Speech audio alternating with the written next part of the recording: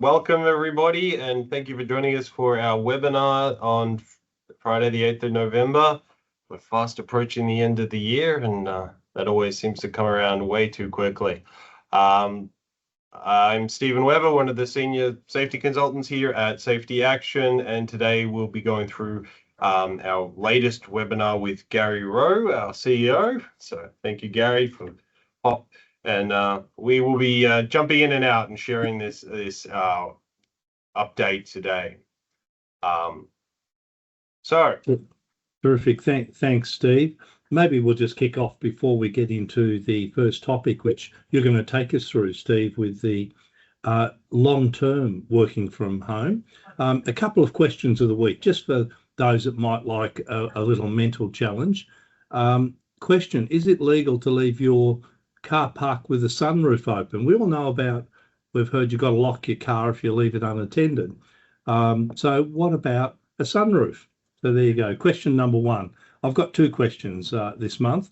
And the second one is, do we now have to install electrical safety switches in all workplaces? So we're all familiar with RCDs, residual current device, or often called safety switches. You'll see it on all new circuits and boards. So the question is, do we have to retrospectively now install safety switches in all workplaces, including older buildings? So there you go. We'll come back to these at the end of this webinar. So I'm back over to you, Steve. Tell us a little bit about the issues of working from home long term. Okay, well, thank you, Gary. And yeah, those are going to be interesting questions. I look forward to the answers on those. So working from home long term is a topic we raised because we've kind of been forced into this working from home relationship over the last 3 years.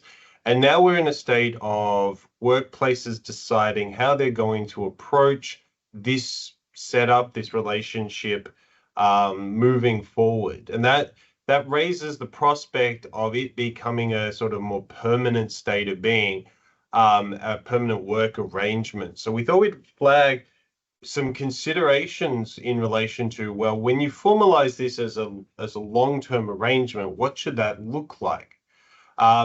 So one of the first general principles is that quality and safety of working at home has to be the same as if somebody was in the office.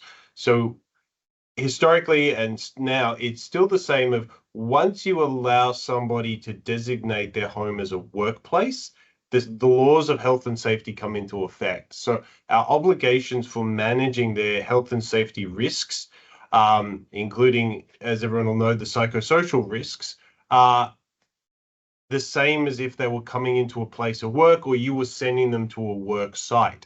So you actually have to bear in mind that this is a workplace that you've designated and that you have to treat it with the same sort of approach you would with risk management and safety management as if they're working in another location.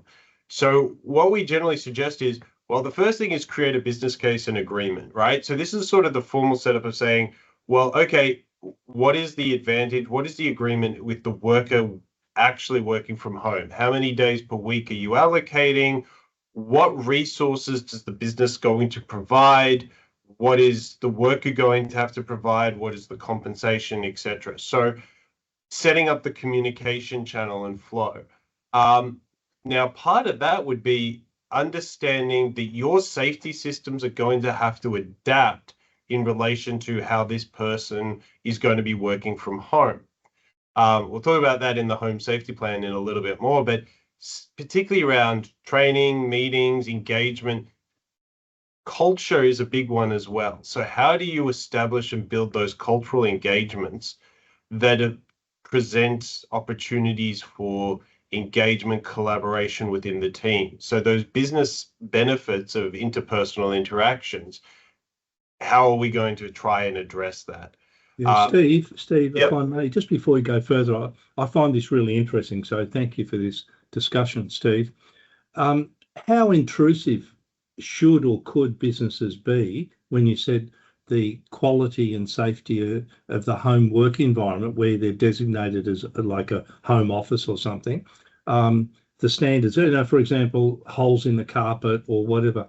What is there? Do you have some guidance of how intrusive or not intrusive a company should be?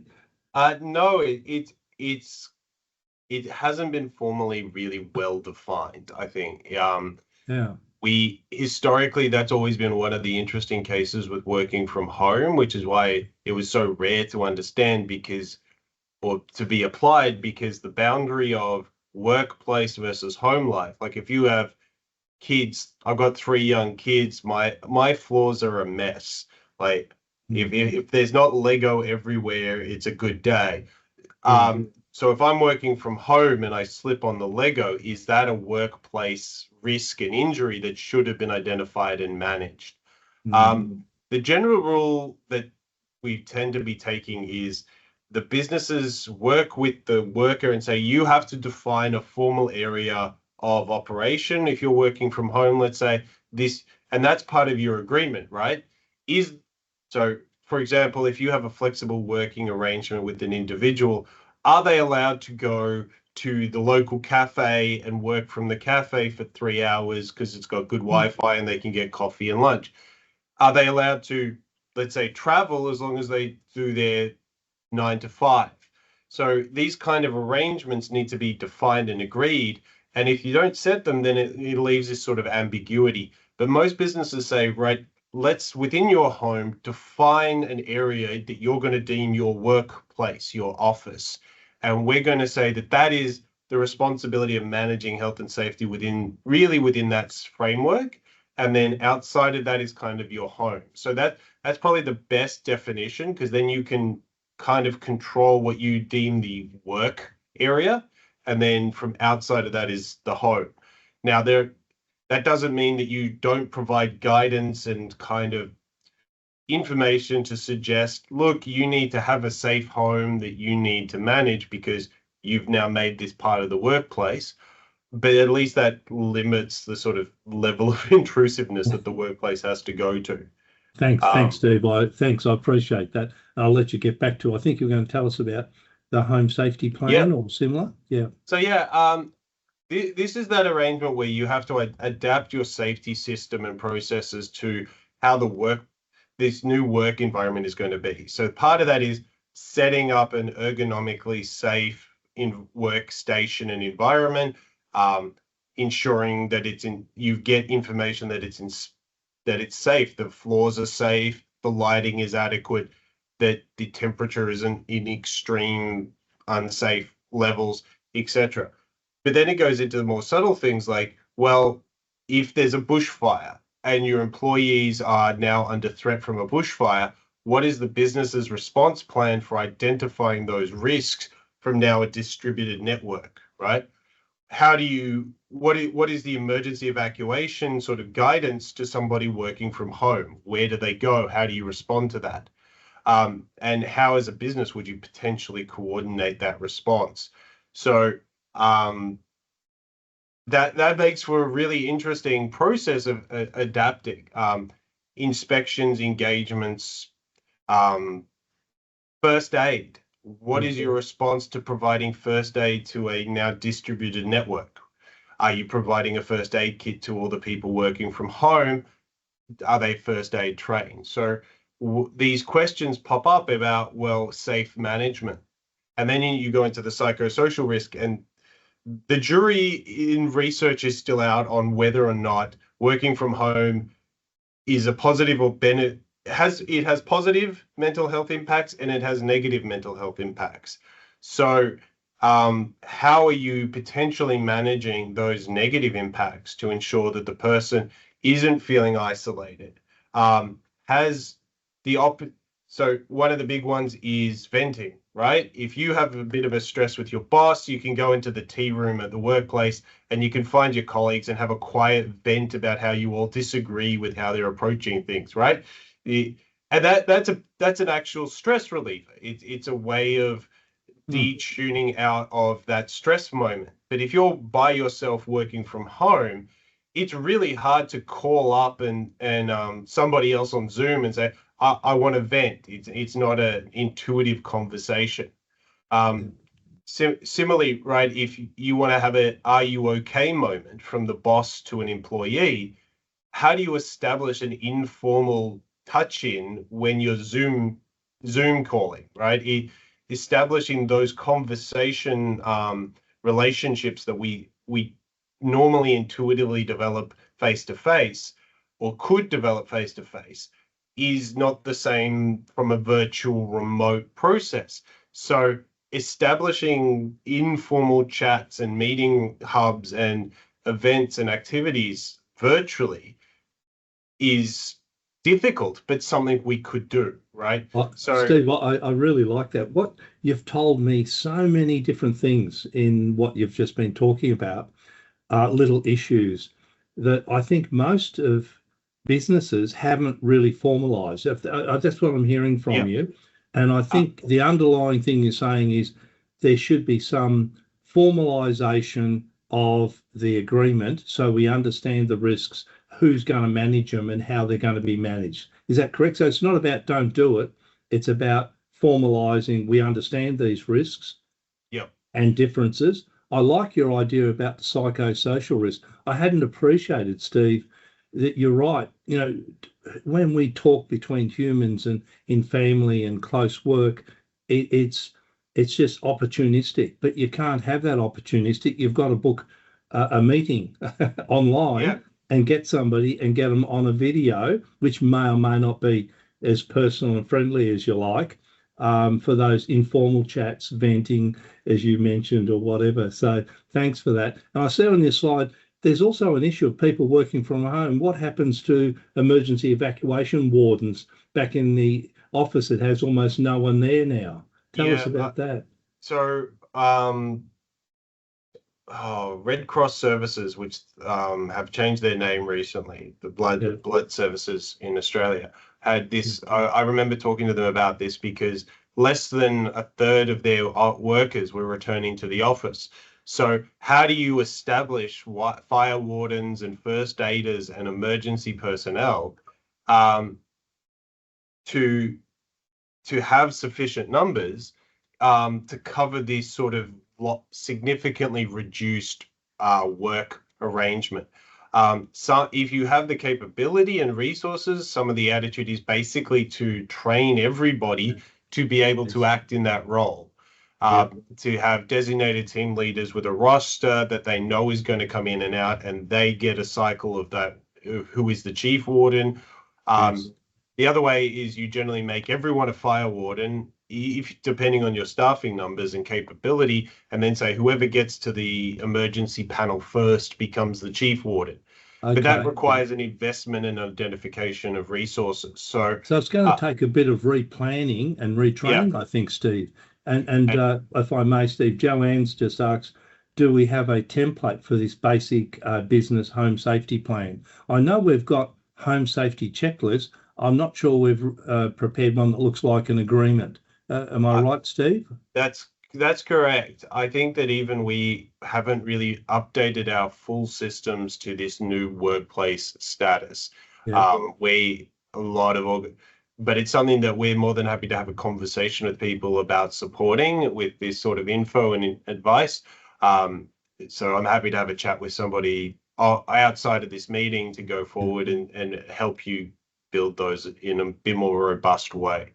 In the interim, I think, Steve, our home safety checklist, which I think is reasonably comprehensive, may be a good starting point, and they might provide most of the elements for discussion and agreement for people working from home, for so that's been terrific, Steve. Now, sorry, is there anything else before we? Just the one last piece of advice I have before we move on is, as a business, be very clear and open about your position on what this is you're going to take in relation to this activity. I've seen a lot of cases where workers are really getting stressed because the business is being quiet about what position they're looking to take. And this does have significant impact on the workers' work-life balances. So be mindful of creating a very stressful state by being uncertain or being quiet about where you're looking to go. Be as open and honest in your communications around how the business is approaching this as soon as you can to alleviate that stress lest you create an psychosocial injury through that sort of process. Yep, terrific. Thanks for that, Steve. And Joanne, I'll ask Sarah from our admin team to forward out to you the home safety checklist. If anyone else would like it, maybe just drop an email to inquiries@safetyaction.com.au or call our office anytime. We'll shoot that out to you. So thanks very much for that, Steve. Just on the next little topic I thought I'd mention, you may think this is about cattle and transporting cattle, but to me, it was more an issue around many of us in business have long relied on our most experienced workers. In fact, our most experienced workers are the ones that we make supervisors and then who train all of the new workers into our business. So I was intrigued when this recent legal case came about, and a cattle transport company was found liable for $1 million in damages, injuries to a worker who was obviously seriously injured. He entered the traffic way or crate, as they may call it, on the truck with if you like, an agitated bull, and it balked on him and crushed him against the fence. So that was the accident and the injury. What the company had relied on when it was trying to defend itself was, but he's our most experienced worker. He knows more about handling cattle than we do and any of the other workers, and we've relied on him extensively. So I just think it's worthwhile how the courts will treat you and I in our business if that's our answer. And what they're saying is, you've over-relied on experience. You should have had a safety system. So here, they just didn't say he should have been specifically instructed not to enter the crate with an agitated bull. So if you think I don't need to tell my experienced supervisor something, the court's saying, no, you do. If something's critical for safety and it could seriously injure or kill somebody, your formal systems need to state that. This is a serious risk, don't do X. So there's the point. And obviously, to succeed, what they typically show in court these days is not what you just did wrong, but also what you could have done. And they've done this here, and they said, as the judge said, they should have used the 3-man method for moving difficult animals around. So I just thought I'd mention that one to you. And Steve, we've got a planning day coming up early next year, and this is more about just reserving the date. Do you want to just tell us briefly what we're going to do on the 5th of February? So we're very excited to be hosting this event in early next year. What we're looking at is the success stories and learnings of our friends and our good clients to come in and tell us, what did you learn and experience through 2024? Try and build a portfolio of really great experiences. And we here at the team will be contributing a lot of those as well. But we're also trying to provide guidance and sort of a structured, semi-structured event where we're going to help you build a strategic plan for 2025, help you get some ideas on what you could do to improve safety within your businesses, and have hopefully some really solid guides and outcomes and coming out of that event. So we're going to keep it short and sharp, have lunch as well. So we really hope that this is something that will excite you into starting your year in a really good way. Terrific. Thanks for that, Steve. The next little topic I just want to touch on briefly. I also found this very interesting, Steve, because we rarely see, if you like, people successfully defending their position. Almost every safety prosecution succeeds. I think it's is it over 90% or 95%, Steve? I'm not sure what the statistics are, but it's very high. So in this case, a director was acquitted following a serious forklift accident. And I just thought a couple of things I might point out to you that was made by the judges in this case. Firstly, directors do not have the same duties as the company has. This is important to understand because we all know the general duty of care, provide a safe workplace, safe systems of work, adequately trained people, and or supervision, etc. So what they're saying is, no, a director is different. They do have duties, but they're not identical to the companies. And directors are not expected to do everything that the business is expected to do. That's the job of the CEO and all of the managers and supervisors and workers within the business. And so you're now contracting back to a director. So they clearly do have duties and obligations, but they are somewhat different. And I'll come to that momentarily. So directors are required to ensure there's a system in place. They may not know it's operating today, but they need to know that there is a good system.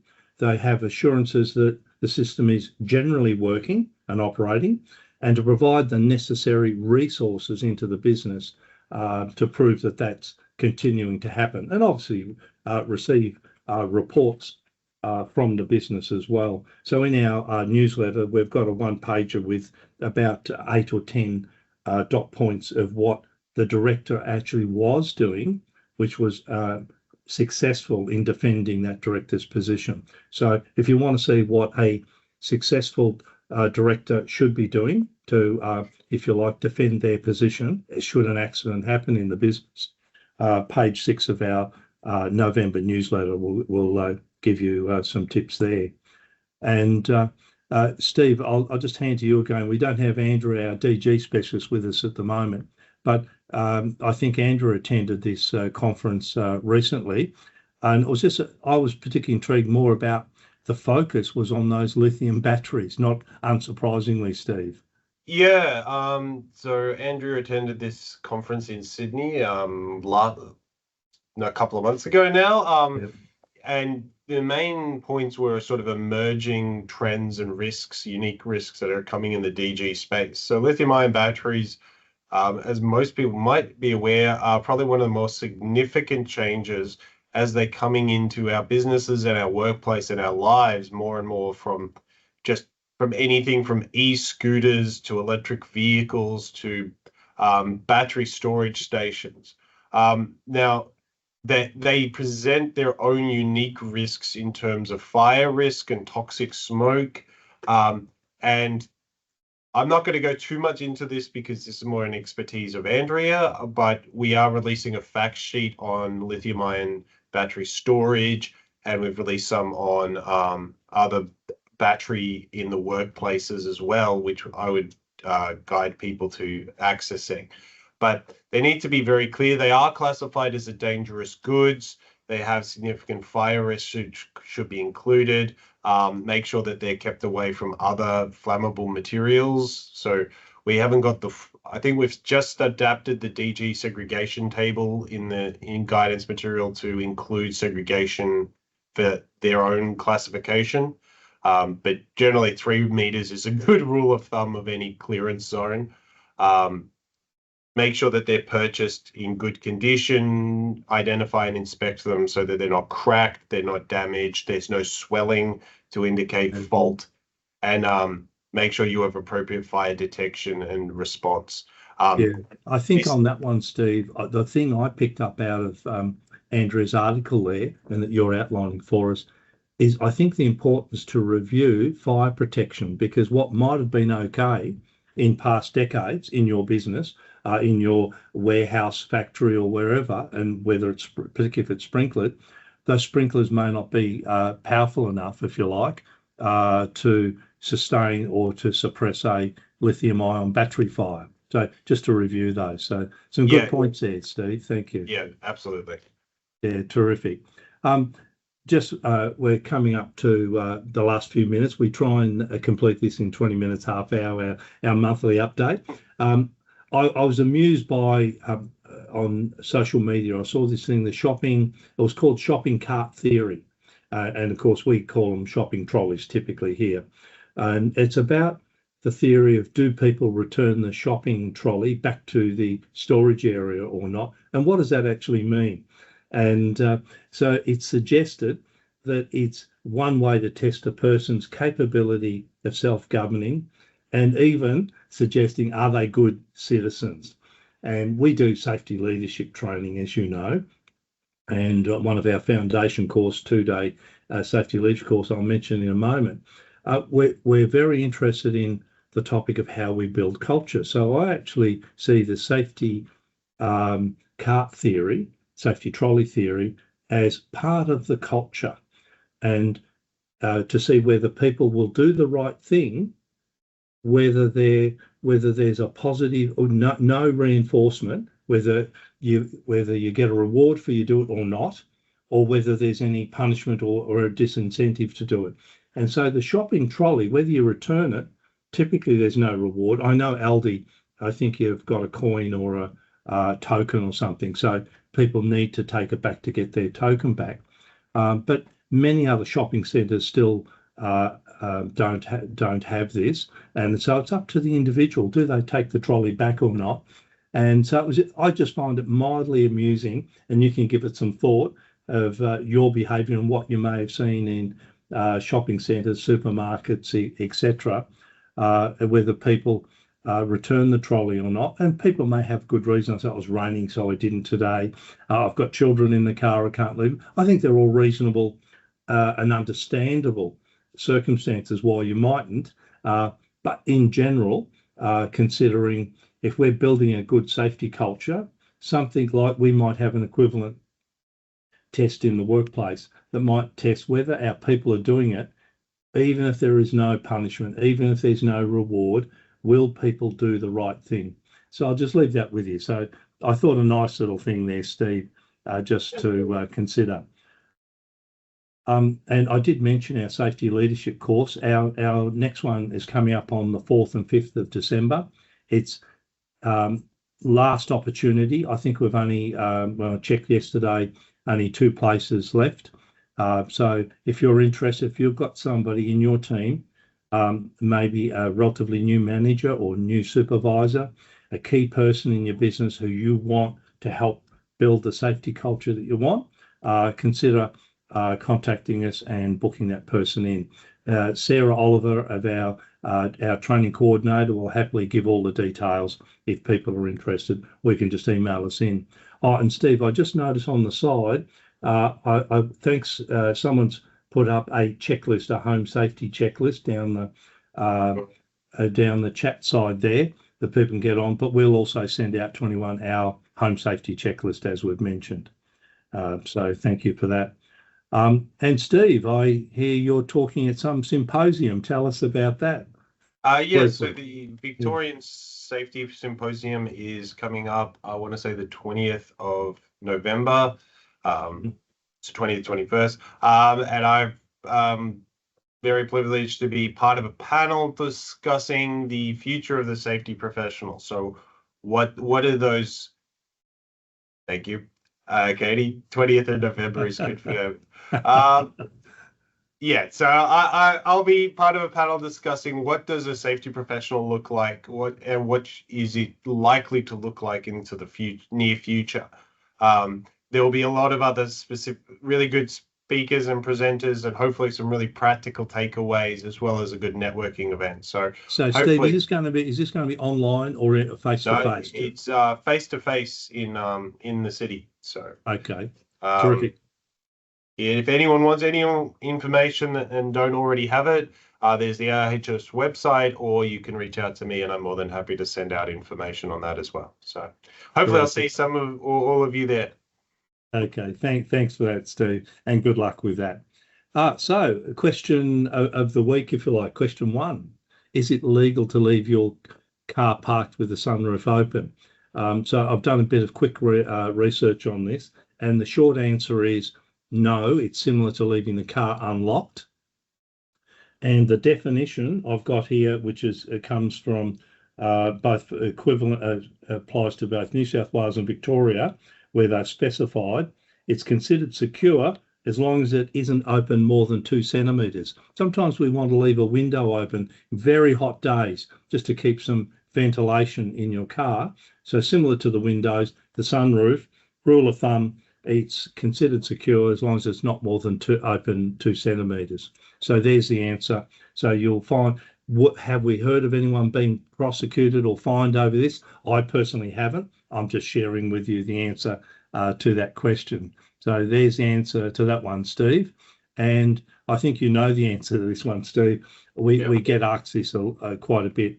We're all aware of safety switches and RCDs, earth leakage circuit breakers. They have a number of different names. And you know that every new building, every new office, every new factory have got these. So my question is, do we now have to put these into our older and existing buildings? And the short answer is no. So there are thousands of factories, buildings, offices and homes around Victoria, if you like, just keep to Victoria, that do not have safety switches, and they are not illegal. However, I'm not sure how long it's been, Steve. It might be 20 years, but certainly over 10 years, the Electrical Safety Act has required all qualified electricians, when they've installed new electrical circuits, by law, have had to have RCDs installed on them, so safety switches. So for over a decade, electricians of every new circuit, whether in an old building or new building, they have been installing RCDs in your homes and factories and offices. So you may have some that still lack it. It's not illegal specifically. However, I think good practice is, I reckon, put them in your home, put them in your office or factory. So they're good to have, but the older buildings don't necessarily have to have it. So with that, hopefully that's consistent with what you know as well, Steve, and I'll hand back to you to wrap us up. Yeah, the only caveat with that is most people's insurance providers kind of insist they upgrade to RCD systems, so that kind of provides an impetus just from the insurance premium perspective. So that's another little tweak. So again, thank you very much for your attendance this morning. It's been fantastic having you with us, and your participation has been really great. We do have one last session before the end of the year, which is set for the 13th of December. If you have any specific questions or topics that you are interested in getting answered, do feel free to send through to us. We're more than willing to respond to what interests you. And if there are any other questions that are arising out of today, please feel free to reach out, and we'd love to be able to answer those questions for you. Otherwise, thank you for your time, and I hope you have a fantastic day. Thanks, Steve, and thanks for the contribution with the home safety checklist that's put up on the chat line there as well. Thanks, everyone. Bye.